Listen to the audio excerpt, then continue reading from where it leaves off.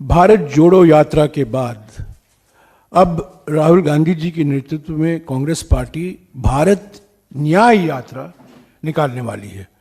14 जनवरी से लेकर 20 मार्च तक 6,200 किलोमीटर लंबी भारत न्याय यात्रा 14 राज्यों से गुजरेगी। मणिपुर में शुरुआत होगी और यह समाप्त होगी मुंबई में।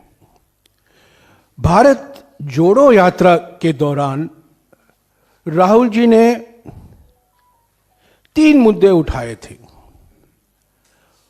आर्थिक विषमताओं के बारे में उन्होंने जिक्र किया, सामाजिक ध्रुवीकरण के बारे में उन्होंने बातचीत की और राजनीतिक तानाशाही जो आज हमारे देश में हकीकत बन गई है उसके बारे में जनता को अवगत कराया।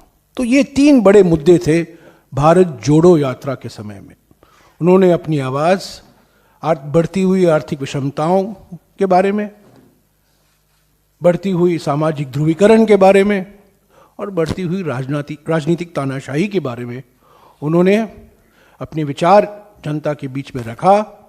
वो मन की बात नहीं थी, वो जनता की चिंता थी।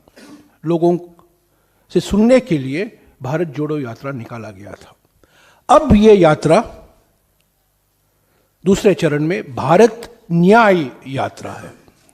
आर्थिक न्याय के लिए, सामाजिक न्याय के लिए और राजनीतिक न्याय के लिए। लोकतंत्र को बचाना है, संविधान को बचाना है। महंगाई और बेरोजगारी से करोड़ों परिवार जो पीड़ित हैं उनको एक नया भविष्य, उज्जवल भविष्य दिखाना है। और फिर से जो समाज को बांटा जा रहा है, समाज को बांटने की प्रक्रिया शुरू करनी है। तो पहले भारत जोड़ो यात्रा भारत को जोड़ने के लिए, और अब भारत न्याय यात्रा, ताकि लोगों में हम आश्वासन देंगे कांग्रेस पार्टी की ओर से, राहुल गांधी जी की ओर से, कि कांग्रेस पार्टी वचनबद्ध है लोगों को, आम जनता को आर्थिक न्याय, सामाजिक न्याय और राजनीतिक न्याय पूर्ण तरीके से उपलब्ध हो। तो यही है पृष्ठभूमि भारत न्याय यात्रा का। इसकी डिटेल अगले कुछ दिनों में हमारे महासचिव संगठन आपको देते रहेंगे, पर मोटे तौर से 14 जनवरी को ये शुरू होगा, 20 मार्च को समाप्त होगा। मणिपुर से मुंबई।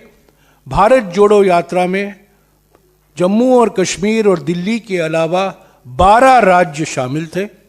भारत न्याय यात्रा में 16 राज्य शामिल हैं, 14 राज्य शामिल हैं, पर 6,200 किलोमीटर लंबा ये भारत न्याय यात्रा है।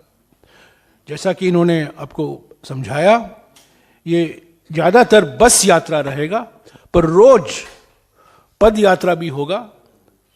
उसकी जानकारी आपको मिल जाएगी। पर ये यात्रा है आर्थिक न्याय के लिए, सामाजिक न्याय के लिए और राजनीतिक न्याय के लिए।